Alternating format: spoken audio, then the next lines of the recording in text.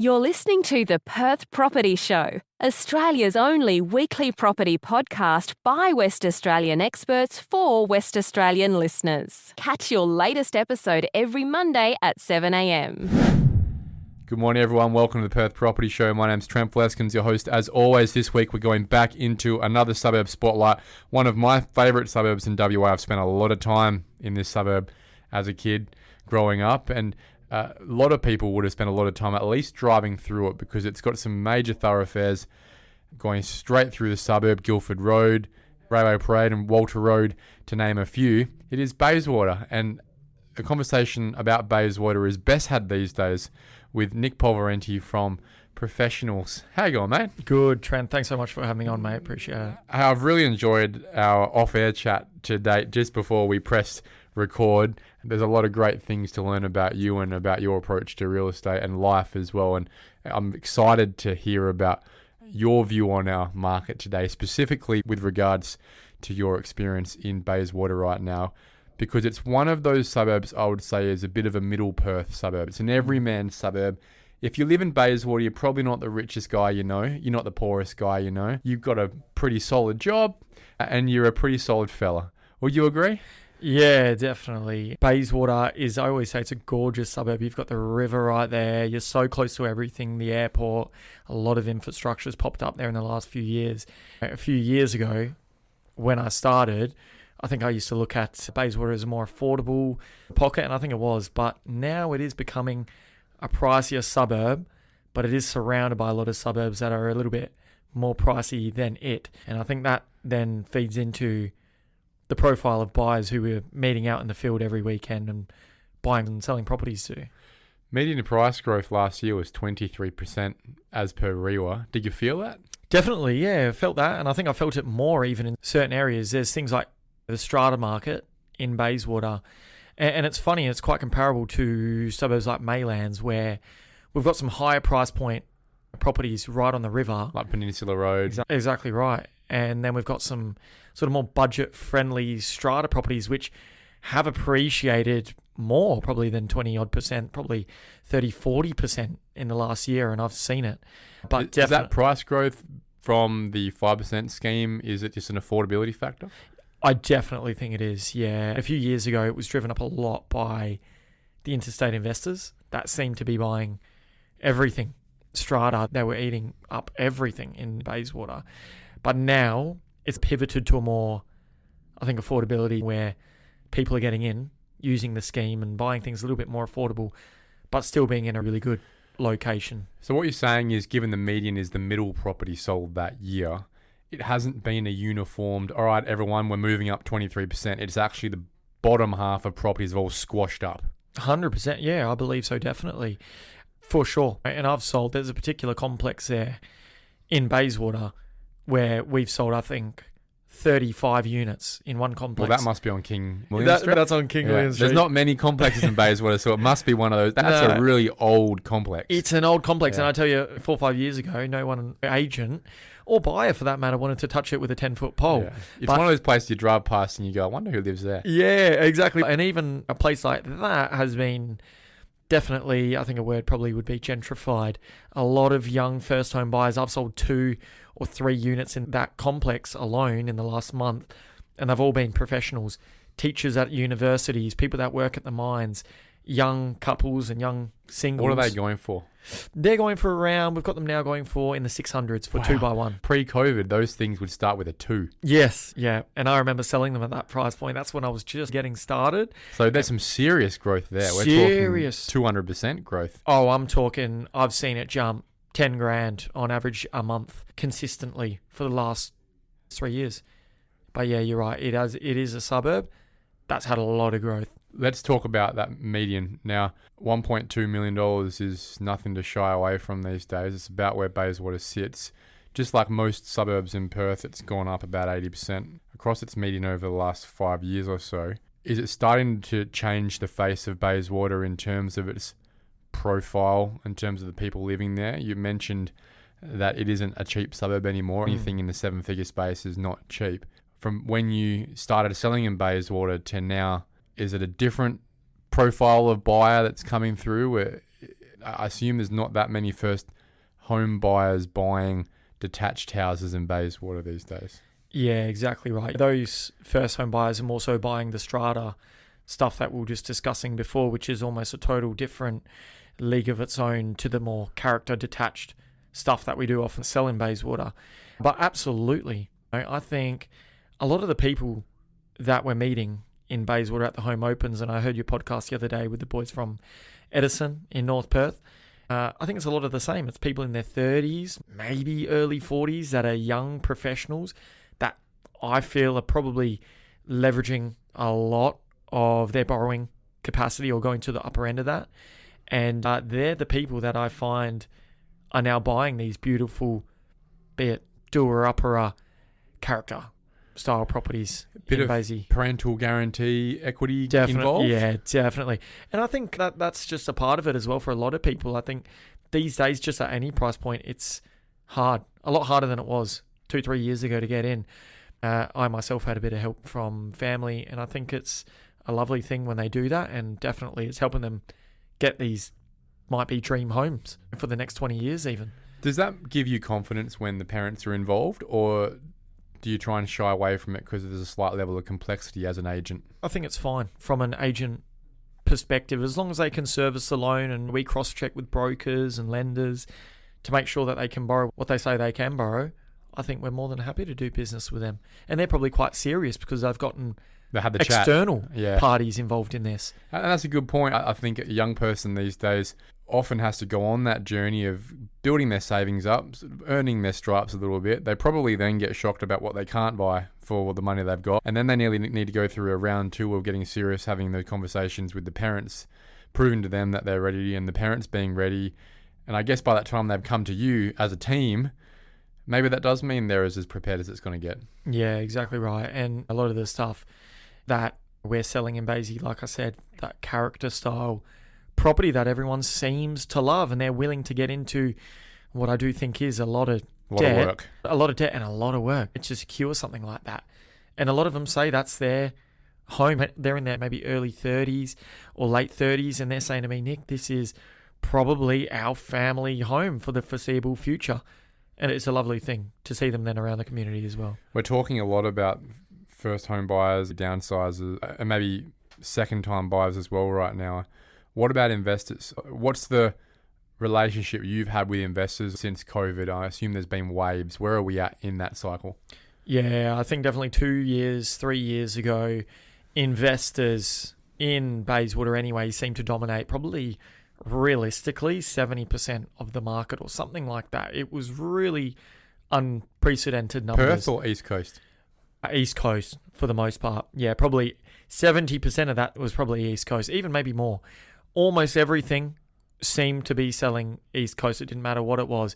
If it was a higher end property, not as much, but they were still buying it.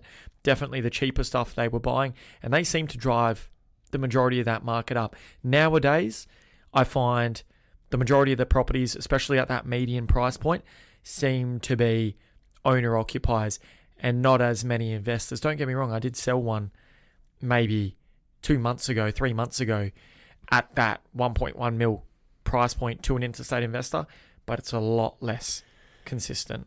It's interesting when we think about that relationship because your gut goes, oh, there's less investors, there's less people interested. But what I find notable is we've had 23% growth in a year off the back of no investors. That's people who actually want to live in the suburb. They want to invest their lives into the suburb. They're not going anywhere. They're not coming in and out for 2 or 3 years like these people.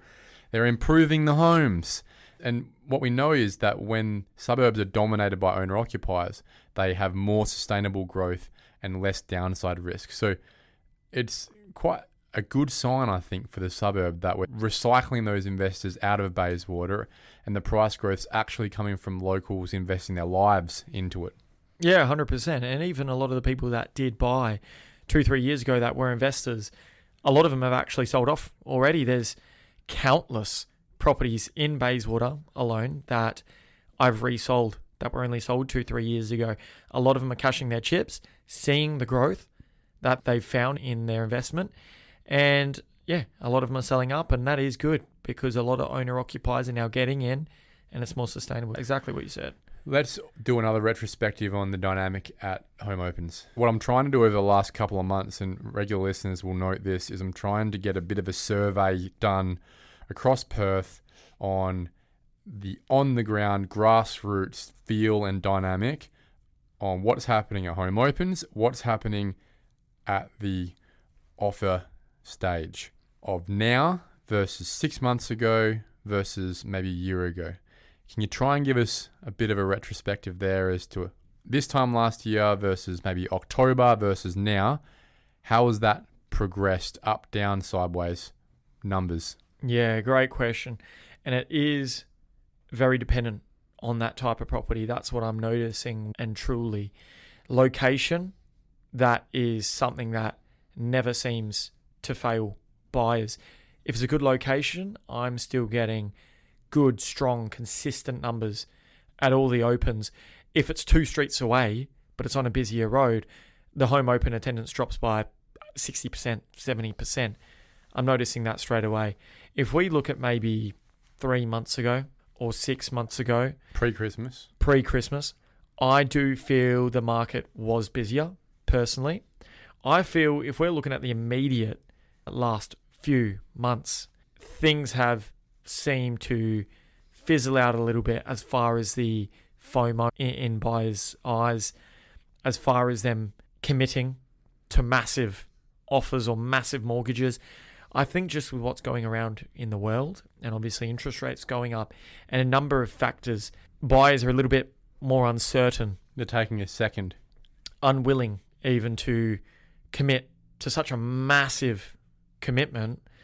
It's the biggest commitment any buyer's ever had to make in history in Perth. 95% record of people, numbers. 95% of buyers, it is the biggest commitment that they'll ever make, financial anyway, in their life. And yeah, definitely. I've seen that fizzle out a little bit. A year ago, it was really strong. Now I do feel certain properties are still performing well. Prices are still moving, but it's taking a couple more weeks, maybe a price adjustment, maybe conditioning of a seller a little bit more than it used to in the recent past. Do you think that is coming from the buyer side or the seller side in terms of the instigation of that dynamic? Is it that if you had a property that a year ago was 1.6, the seller wants 2 mil now? If you just listed it for 1.9, you would have had 10 more people and 4 more offers. Is it seller expectations that's creating the friction, or is it external factors on the buyer side? Yeah, I think definitely a bit of both. So with the sellers, what I'm finding is a lot of them will jump on REA. They've got all the same tools that we've got to be able to look at the recent sales and the recent analytics. And a lot of them will see properties that are settling now and their price is becoming visible that was sold maybe 3 months ago. And they're saying that one's sold for 1.5. I want 1.55, or everyone's wanting the next record. Everyone wants it. And it's tricky when we go through a little dip, which I feel probably we're in a little bit right now. And I think a lot of agents would agree with me, and buyers would probably agree as well, that it's just conditioning them to what you're seeing every weekend. Considering you as the agent are out every weekend doing the viewings, meeting the buyers, they might not be, the seller that is. So you're letting them know, hey, the market, what you're seeing is probably something that sold 3 months ago. Things are changing. The market's evolving. You're always going to have a peak. You're always going to have a trough. And saying anything in that realm, realistically, give or take a little bit, is a realistic price. And at the end of the day, it's only worth what that best buyer is willing to pay. I think, to answer your question, Trent, more so, the sellers are seeing what properties have sold for. They want the same or more.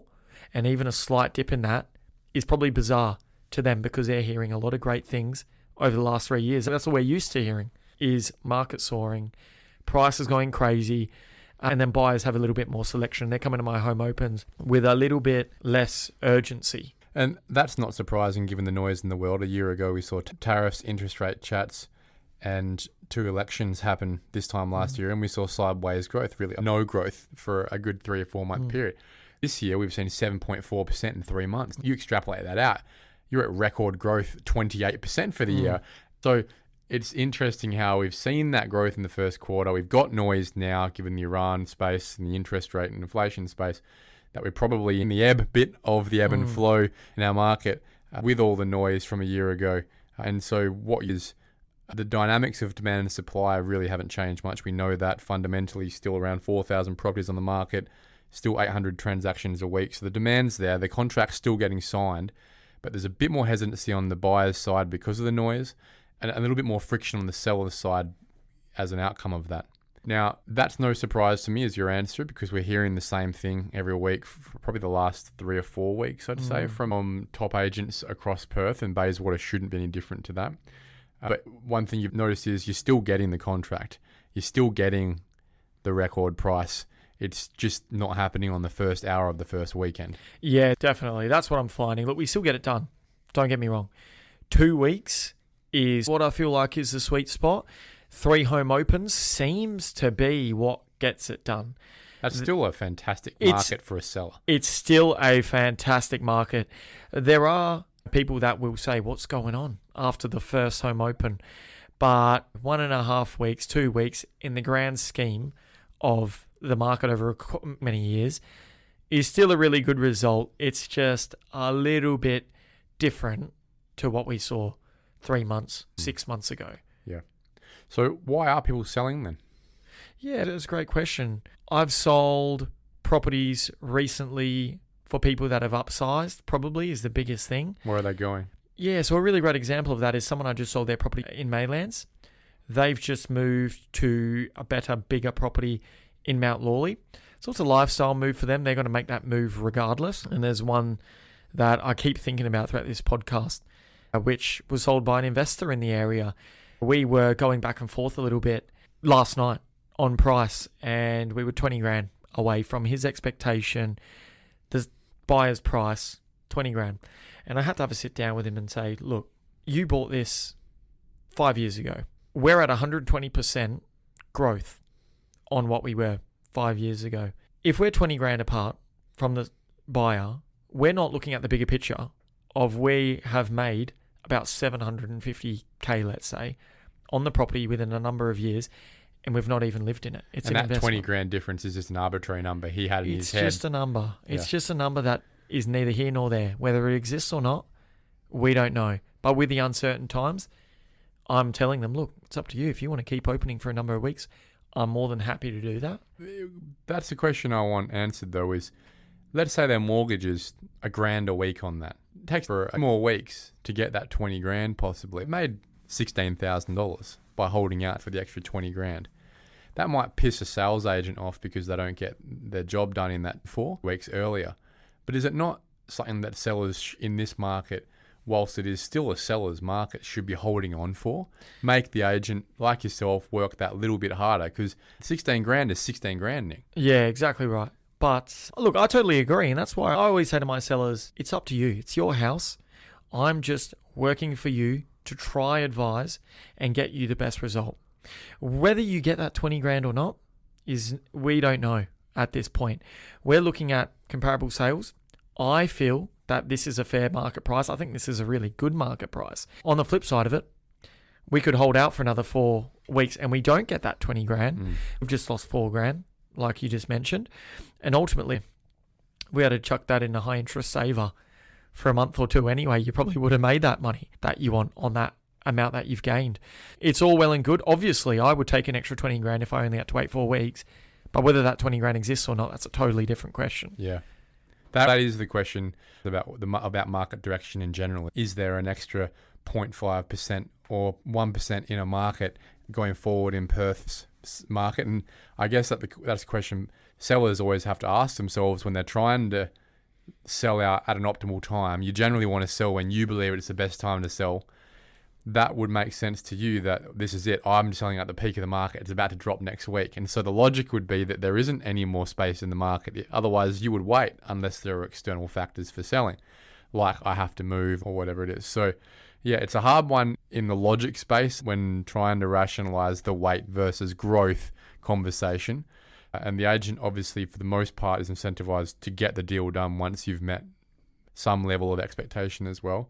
But for sellers out there, I wouldn't be getting too nervous and jumping when you need to. If your mortgage is low enough, your land tax is low enough, this is still a seller's market. If you've got quality property, hold out for the best price you can, is my advice.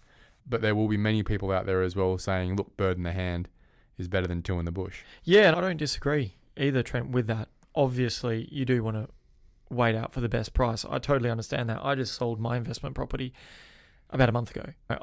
Why? Because I had felt that Perth in general had grown so much. I had seen so much interest from people all around the country in Perth that had virtually dropped off a cliff in many ways.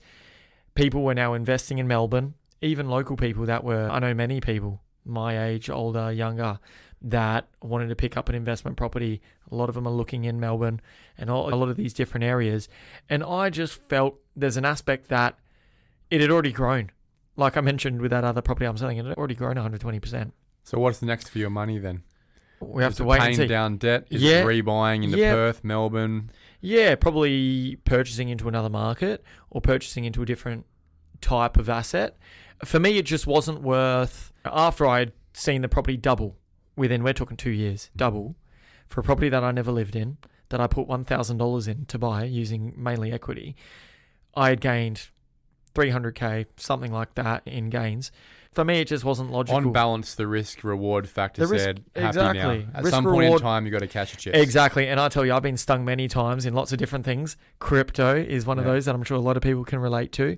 And all sorts of things. And I think us as humans do always think when it's good, it's going to continue to be good. But there's going to be a time, I feel, where, and this is just a personal thing, I may be wrong or right, but it's one of those things. There's a personal thing in me that says, look, I've doubled my money here. Let's have a look at shifting into something else. And whether I could have made an extra 10, 20 grand, hey, it's better than losing a 50 grand or whatever that could have been for me personally. No, I think you're not the only person, though, who's listening to this podcast wondering the same thing, going, there probably is still a bit in there, but for the risk, I'm happy to leave that on the table because I'm concerned that maybe at some point in time, if I don't cash your chips in at some point, it might not be now, it might not be in 3 months, but at some point in time, I feel like there's more risk that it could be 50 down rather than 10 up, right? And that's a decision that everyone has to make based on their own access to data, their own risk profile. What do you need the money for? What are you going to use the money with? And that's an important factor that people need to recognize, is that whilst my view of the data is that we're still chronically undersupplied, like essentially never before other than the last 9 months, there are going to be market expectation, consumer confidence factors, cost of living factors that will have dampening effects on the growth ability of markets. Now, Perth is still in a growth market because it is undersupplied, but these factors like inflation, interest rates, war do dampen the upside advantage of what happens when you're undersupplied. And you might go, look, if that's the case, if it's not going to be another 20% this year and it might only be 5%, and I've got a crappier property that might underperform that 5%, I'm just going to sell, shift it out and move somewhere else, or even just have it in the bank. That might be your risk profile. Yeah, exactly right. And that property that I did sell was a lower end property that I knew wasn't going to be a long-term hold for me anyway. I thought I would hold it for longer than I did, which was only 2 or 3 years. But it was a lower end property. It was a little unit in Maddington, not super close to the city or anything like that. And I thought it was just better I shift my money to something a little bit more blue chip maybe. Whether that's here, whether that's not sure yet. But for me, it was just not a property I wanted to hold long term anyway.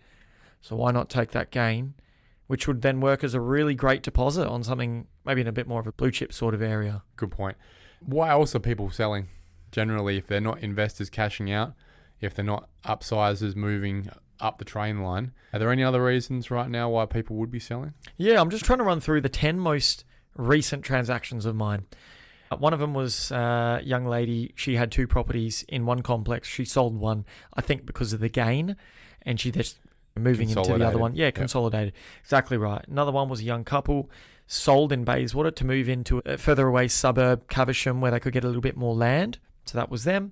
Next one was a couple selling, moving into Mount Lawley, higher, and a beautiful property with a pool. That's the forever home. Yeah.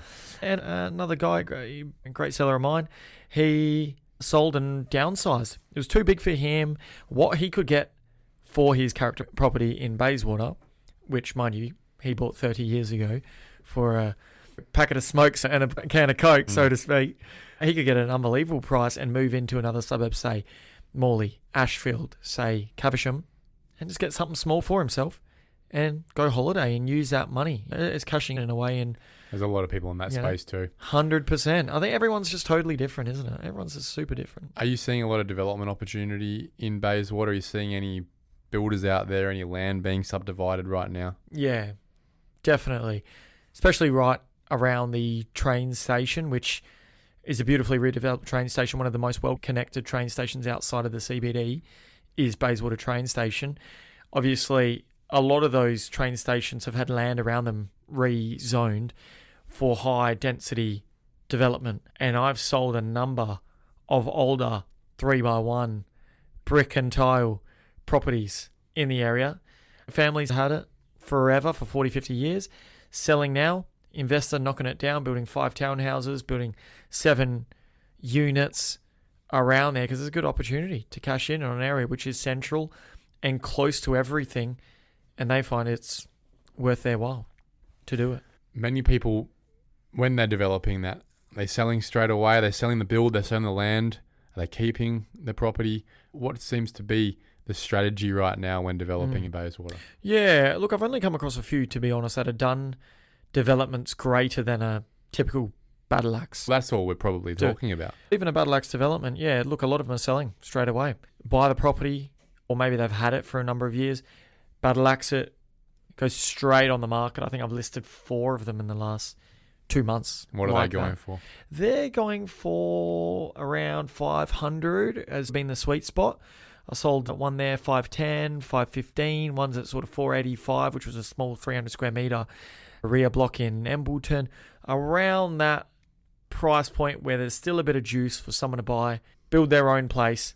But a lot of the median house price. Exactly right. Yeah. And they get something new as well. A lot of the sellers aren't building on it themselves, what I'm finding anyway, and then selling off as a full. So they're not taking the build risk. They're going, look, here's your land. Yeah. I'll cash out, pay my mortgage off. You can take the build risk. Yeah, that's what I'm finding. Definitely. The overwhelming majority for me has been that, for sure.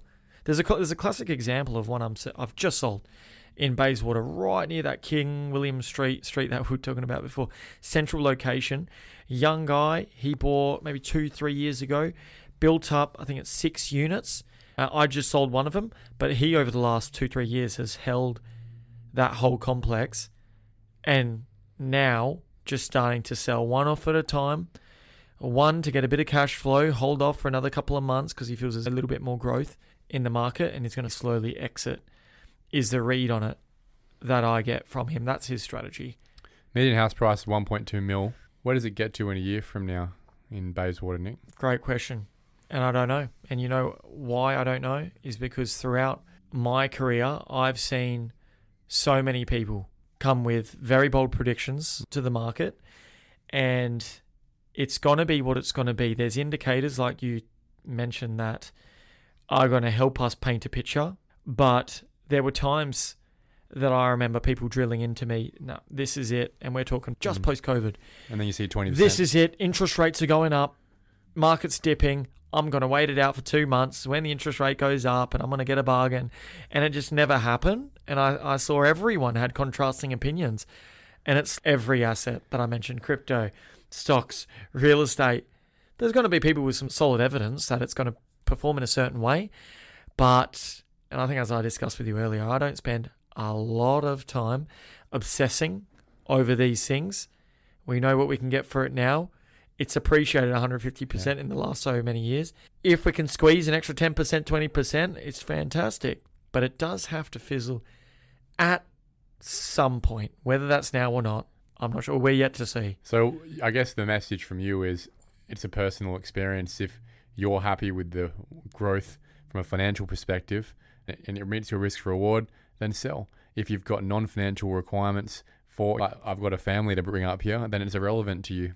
Yeah, totally. And now we're talking $1.3 million. If someone was getting a mortgage out on something like that, they're probably looking at $6,000 a month, maybe, repayments. That is huge for most families. There's going to be a tipping point where people, in my opinion, simply just can't afford to buy into the market the Australian dream of a family home. The outcome of that is you look to Sydney and people just have to buy smaller and smaller things, and that's where apartments start to come into the norm. Something we haven't seen in Bayswater en masse yet, but it'll come, especially with the train station and rising prices. Eventually, costs will meet sales prices. What's the most expensive thing you can get in Bayswater? We just sold one. There on Crowther Street. It was a 5x3, beautifully designed, gorgeous new property right on the river. Sold for around 2.5. So that would probably be your ceiling at the moment. And your floor? And your floor would probably be around that 600K King Willie. Yeah. King Willie Street. I knew you were going to say that. King Willie. My bread and butter, historically. Yeah, those are your bread. They're cheap. What's your favourite property in Bayswater? My favourite property in Bayswater would probably be the 3x2s, around that 900K odd price point. Young couples that are selling them, which I relate to really well. They're turning over really well. Your favourite street? Would have to be Crowther Street.